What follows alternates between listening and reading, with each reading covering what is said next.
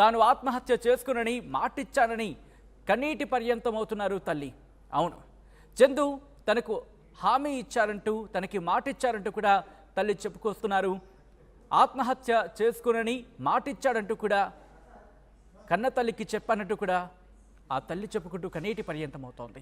చందు ఉరివేసుకుంటే కాళ్లకు తాడు కట్టిందెవరంటూ కూడా ప్రశ్నను సంధిస్తున్నారు కుటుంబ సభ్యులు. పోలీసులు రాకముందే ఇంట్లోకి వెళ్ళిందెవరు? చందు చనిపోవడానికి ముందు ఏం జరిగింది?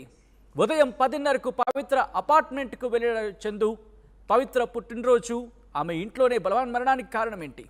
ఇప్పుడు ప్రశ్నలన్నీ కూడా తలెత్తుతున్నాయి. రాత్రి 7 గంటల వరకు ఎవరు పట్టించుకోకపోవడానికి కారణం ఏంటి అంటూ కూడా కుటుంబ సభ్యులు మరొక ప్రశ్నను తలెత్తుతున్నారు. 12న రోడ్డు ప్రమాదం తర్వాత అసలు ఏం జరిగింది? పవిత్ర చనిపోయింది అనే మనస్తాపంతోనే చందు చనిపోయాడా? ఇంకా పర్సనల్గా ఇంకేమైనా కారణాలున్నాయా?